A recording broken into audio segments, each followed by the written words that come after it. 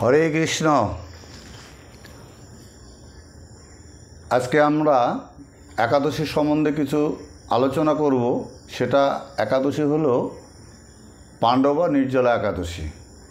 তো পাণ্ডবা নির্জলা একাদশী কবে হচ্ছে সেটা আমাদের সকলেরই জানা উচিত এবং সবাইকে যেন করতে হয় এটা আপনাদের কাছে আমার আবেদন থাকলো। সবাই যেন আমরা একাদশী ব্রতটা করতে পারি।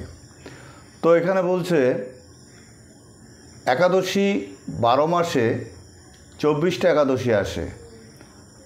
তো 24টা একাদশীর মধ্যে দেখা যাচ্ছে এখানে পাণ্ডবা নির্জলা একাদশীর উপবাস খুব একটু কঠিন হয়ে যায়। তাই কঠিনটা শুধু আমাদের জন্য না, শুধু একজনের জন্য কঠিনতর হয়ে গেছে। সেটা হলো পাণ্ডবের একটা ভাই, পঞ্চপাণ্ডবের একটা ভাই, তার জন্যই করছে। যদি আপনারা করতে পারেন তো উত্তম কথা। যেটা আমরা স্বাভাবিক 12 মাসে 24টা একাদশী করে চলছি, সেই একাদশী সম্বন্ধে যে আলোচনাটুকু সেটুকু আমরা আপনাদের কাছে পৌঁছে দিচ্ছি। তো আপনারা এই আলোচনা যদি ভালো লাগে প্রথম থেকে শেষ পর্যন্ত আপনারা দেখবেন, নিশ্চয়ই ভালো লাগবে। এবং এই একাদশীগুলো করতে হয়, আপনারা করবেন এবং করার সম্পক্ষ নিয়ে যদি আপনাদের ভালো লাগে একটা সাবস্ক্রাইব করবেন, এটা আপনাদের কাছে আমার নিবেদন থাকলো। তো আমরা এই একাদশী সম্বন্ধে যেটা আমরা আলোচনা করতে যাচ্ছি সেটা হলো নির্জলা একাদশী কে করছিল। এই নির্জলা একাদশী পাণ্ডবার মধ্যে, পঞ্চপাণ্ডবের মধ্যে এক ভাই করছিল। কারণ 12 মাসে 24টা একাদশী যখন দ্রৌপদী, যুধিষ্ঠির, অর্জুন, নকুল, সহদেব এরা যখন করছিল তখন কিন্তু ওই ভীমসেনকে সেবা করতে না করছিল যে আমরা যেহেতু একাদশী ব্রত পালন করতেছি তা তুমিও একাদশী পালন করো। তা সেই সম্বন্ধে ভীমসেন বলছিল যে না, আমি পারবো না, আমি এই একাদশী করতে পারবো না, কারণ আমি এক সন্ধ্যা খেয়েও যদি থাকি তবু আমি থাকতে পারবো না, তাই আমি একাদশী ব্রত করব না।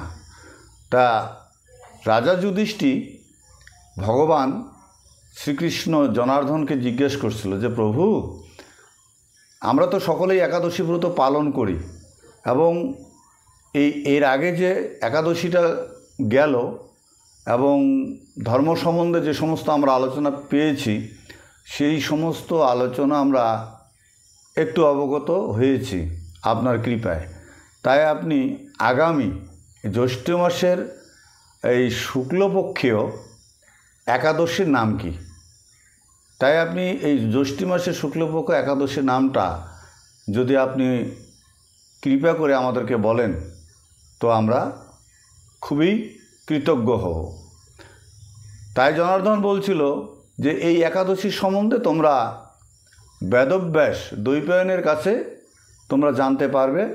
তোমরা বেদব্যাস দ্বৈপায়নের কাছে তোমরা জিজ্ঞাসা করো, সে বেদজ্ঞ এবং পণ্ডিত এবং শাস্ত্রজ্ঞ, সেই একমাত্র বলতে পারবে। তাই তোমরা সেখানে গিয়া একটু সমালোচনা করো।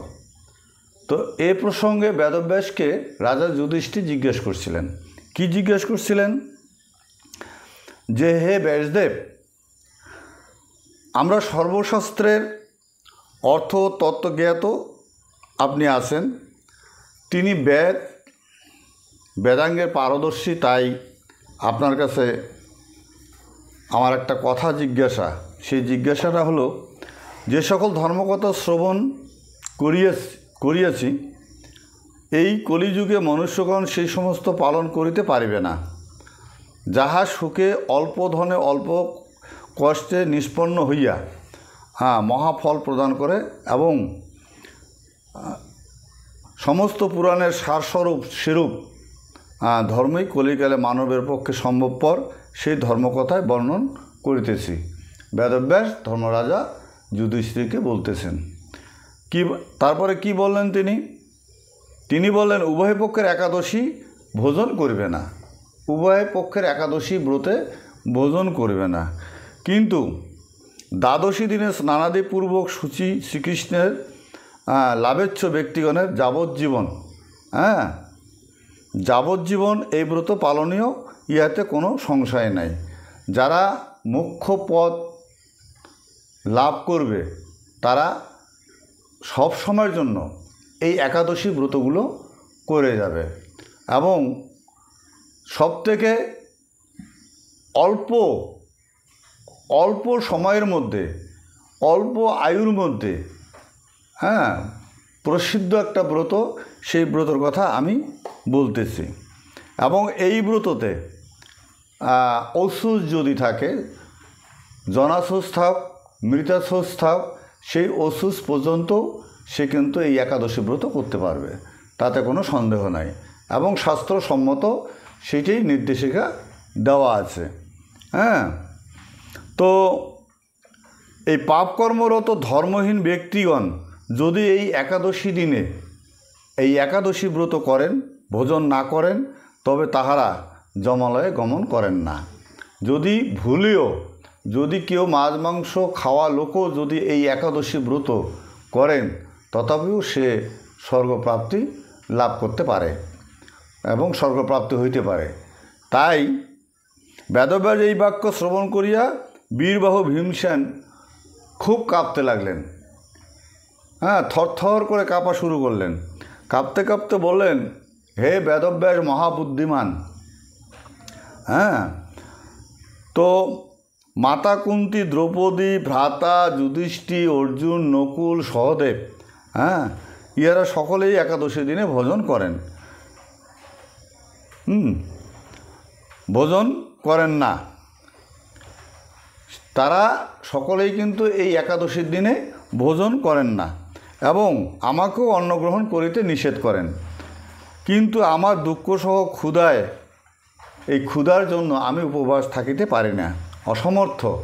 তাই বিধিমতে পূজা, বিষ্ণু পূজা করিয়া দান করিব, এইরূপ আমি আমার দাদাকে উত্তর দিতাম, ধর্মরাজ যুধিষ্ঠিরকে উত্তর দিতাম যে আমি ব্রত আদি করব না, আমি দান করব, তাও আমি রাজি, কিন্তু আমি উপবাস করতে পারবো না।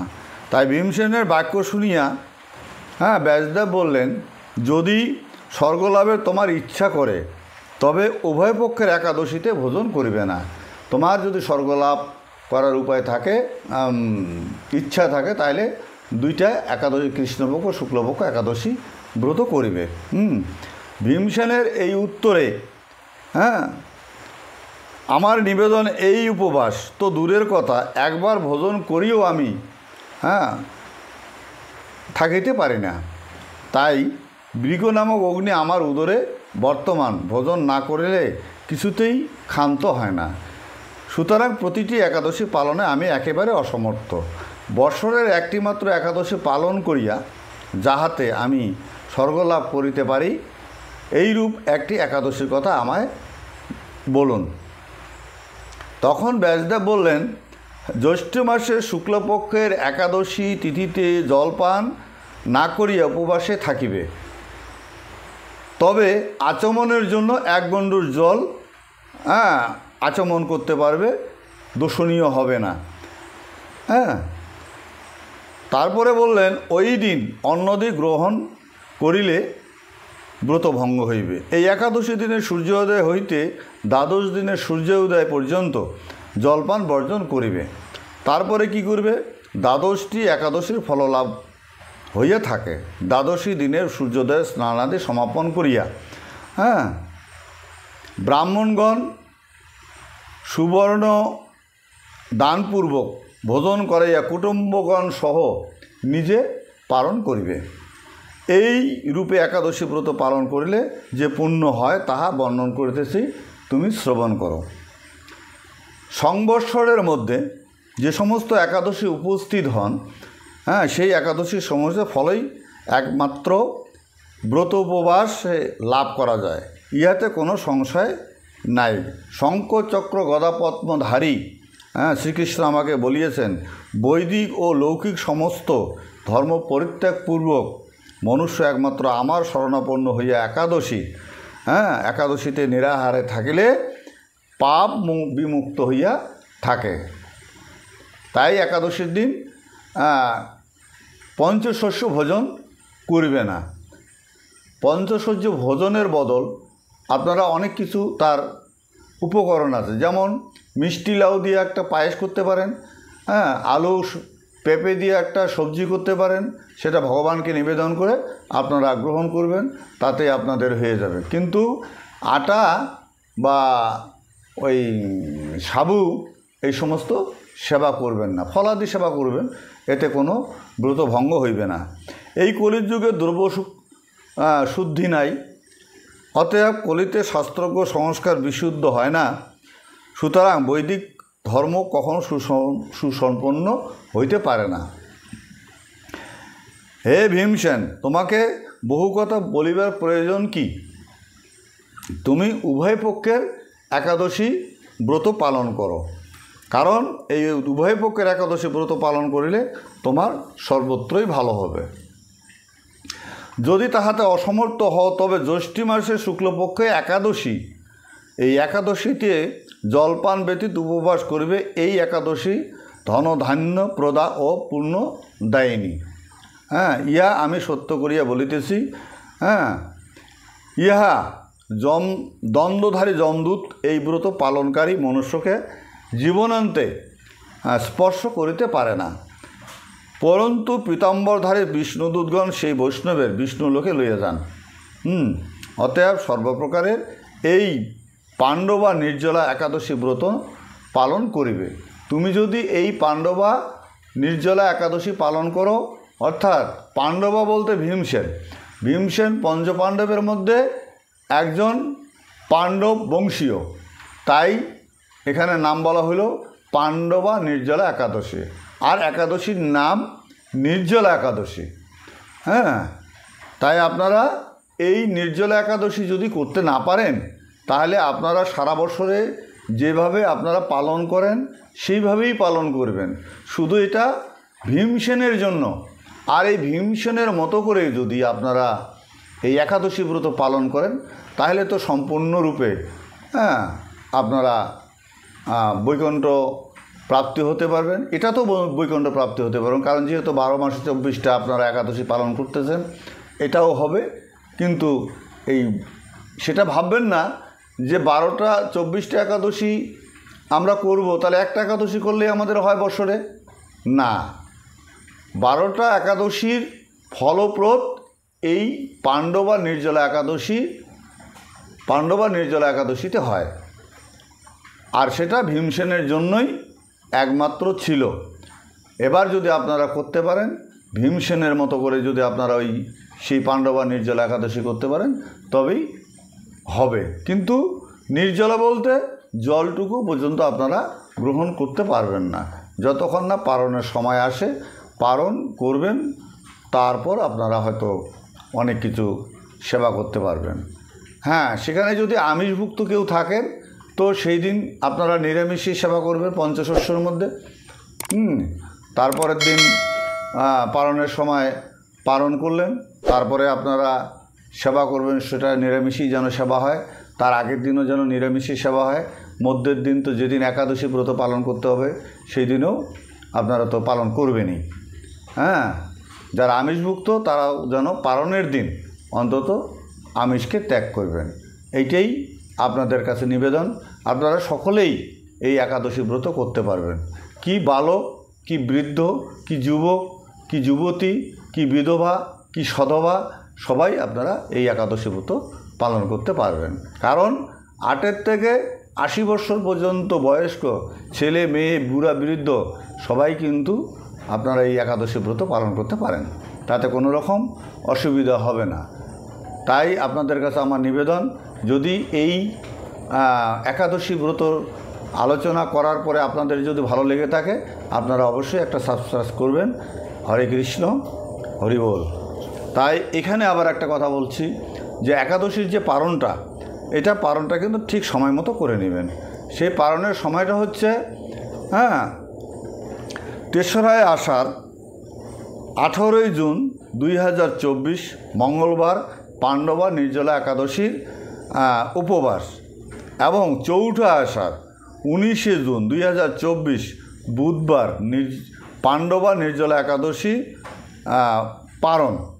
তাহলে পারণের সময় সূচিটা আপনাকে জানতে হবে। প্রাতঃ মানে সকালে 5:52 মধ্যেই আপনারা এই পাণ্ডবা নির্জলা একাদশীর পারণ করবেন, কিন্তু সেটা যেন ব্যতিরেকে যায় না, সেই পারণের সময়টুকুর মধ্যে যেন পারণটুকু করা হয়, নাইলে ব্রতটাই ভঙ্গ হয়ে যাবে। পারণের সময়টা বেঁধে রেখে যদি বাদ দিয়ে যদি আপনারা পালন করেন, যেমন 5:52 আপনারা যদি 7টা-8টার মধ্যে পালন করেন তাহলে কিন্তু হচ্ছে না। আপনার 5:52 মধ্যেই পালনটা অবশ্যই করবে। সেটা পাঞ্জিপুতির সিদ্ধান্ত এবং শাস্ত্রের সিদ্ধান্ত মতেই সেটা সিদ্ধান্ত করা হয়েছে।